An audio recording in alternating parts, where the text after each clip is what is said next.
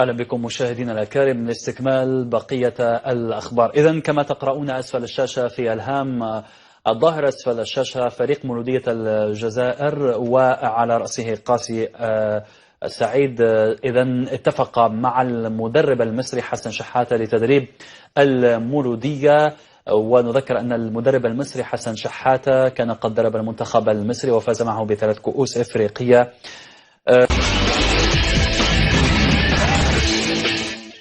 منيا أهلا بك هارون، أهلا بكم مشاهدينا الأفاضل إلى هذا الموعد الرياضي. بداية وفي خبر حصري ومفاجأة مدوية، اتفق المدير الرياضي الجديد لمولودية الجزائر كمال قاسي سعيد مع المدرب المصري حسن شحاتة لتدريب العميد. أين من المنتظر أن يحل بالجزائر لإمضاء العقد فور حصوله على التأشيرة. ويعد شحاتة من أفضل المدربين في القارة السمراء، وفاز ب3 كؤوس إفريقية متتالية مع منتخب الفراعنة.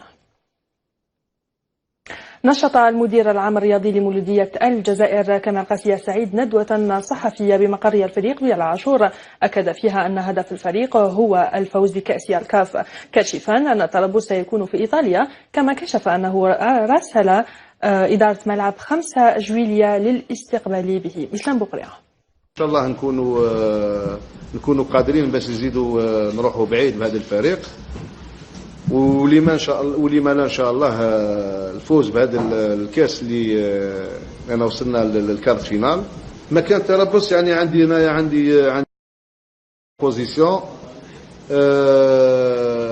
يا لو ماروك يا ليطالي ان شاء الله. نورمالمون سي à 80% ça serait l'Italie ان شاء الله.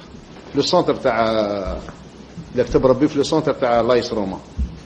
قبل ما نجي كانوا رسلوهم، يعني عندها اسبوع رسلوهم رجعوا لهم سي نيجاتيف، قال لك نو خلوها غير لي كوب دافريك ولا لي غروند سيريموني. كي جيت انا زدت راسلت، وان شاء الله باذن الله نطلب من الوزاره ونطلب من السلطات باش يسهلوا لنا نستقبلوه في ملعب 5 جويلية. كما أعلن قاسي سعيد عن قائمة المسرحين والتي شملت 5 أسماء، مضيفا أن لاعب وسط مولودية بجاية سيدي بي سيكون خامس المستخدمين، نافيا أن تكون إدارة المولودية مهتمة أو اتصلت بيوسف بالليل. Bon, il y a donc Qasim Mahdi, tout le monde le sait. Il y a aussi Zerdab, il y a Gourmi, il y a Siddiqui, il y a Bougache. Non, c'est également. Le nombre qui reste à recruter, c'est à peu près 4 joueurs. 4 joueurs à 5 joueurs. C'est 4 à 5 joueurs. 5 joueurs. يكتب لنا السي دي بي ان شاء الله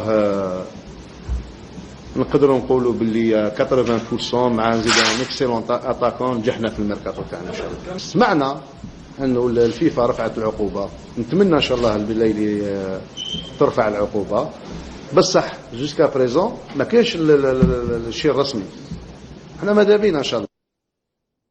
وقع متوسط ميدان النصر حسين دايا سفيان بن دبكة على عقد لموسمين مع مولودية الجزائر مقابل 220 مليون سنتيم شهريا، ليكون بذلك رابع مستقدمي المولودية بعد بالغ بولخوة والمؤذن، في انتظار اسم كبير سيكون مفاجأة الاستخدامات حسب تصريح رسمي للإدارة. كل شيء الله فوتوغراف. أنا يعني راني في فريق كبير اللي تاني حيسمح تاني يعني حيزيد لي شانس باش نحترف. أنا جي شوازي يعني فريق موديل الجزائر، يعني كما يقول لك يعني بإرادة يعني من قلبي هذا الاختيار. الحمد لله فريق كبير اللي ما عندي ما نهضر عليه. شفت بلي الفريق هذا عنده منافسات اللي حيلعب على عدة جبهات، وين حتى أنا يعني نظن كلاعب طموح يعني ملي تكون صغير تتمنى تلعب هذه المنافسات الافريقيه، وتتمنى يعني تلعب امام يعني هذا الملعب تاع 5 جويلية اللي على بالنا بلي كاين فريق واحد اللي يقدر يعمره في الجزائر، واحد يتمنى يلعب يعني في هذيك الظروف. وقبلها كان المهاجم سيد أحمد عواج قد مدد عقده مع المولودية لموسمين إضافيين عقب نهاية عقده جوان الفارطة مقابل 220 مليون سنتيم.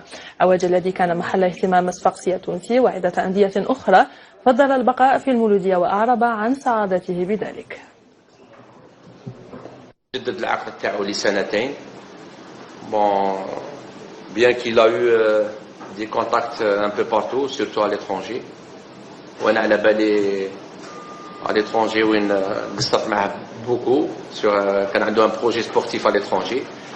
Il a préféré يقعد مع عائلة مولودية الجزائر لأنه pour lui il n'a pas fini sa mission.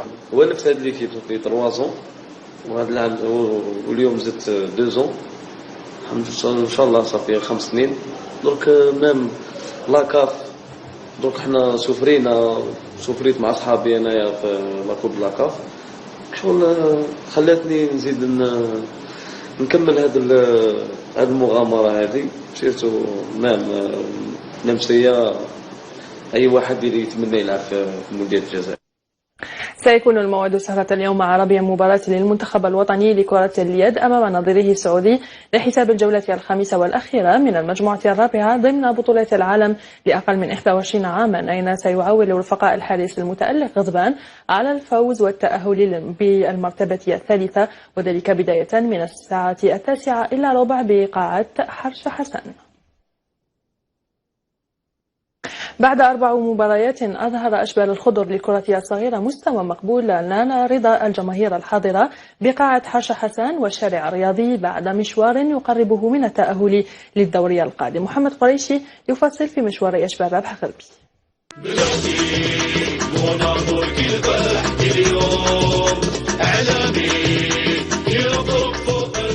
رغم أن الترشيحات لم تكن تصب في صالح رفقاء الحارس المتألق غضبان، ورغم قوة المجموعة التي أجبرت أشبال الخضر على خوض لقاءين أمام منتخبين عملاقين من القارة الأوروبية،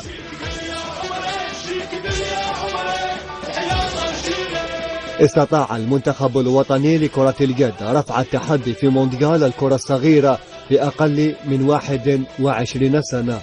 ان شاء الله يكملوا في هذه الالينا دي، ان شاء الله يفرحونا ان شاء الله. حتى دوق الكارديا هذوما الزوج هما اللي يعجبوني 1 2 3 في بلاجي. أشبال ربح غربي ورغم نقص الخبرة استهلوا مشوارهم في المنافسة العالمية بفوز على الجار المغربي في المواجهة الافتتاحية. تعادلوا مع الأرجنتين وأسلوا العرق البارد للعملاق الأيسلندي في مواجهة قبل أن يثبت خضر الكرة الصغيرة نيتهم الواضحة في الذهاب بعيدا خلال الدورة بتعادل أمام كرواتيا نائب بطل أوروبا. On n'a pas de stars, c'est un groupe. Pour dire une équipe, non, une équipe, il faut gagner des titres pour soit une équipe. On a formé un groupe, le groupe هذا نجمع بعيد نضيف وإن شاء الله. المباشرة إلى الدور الثاني.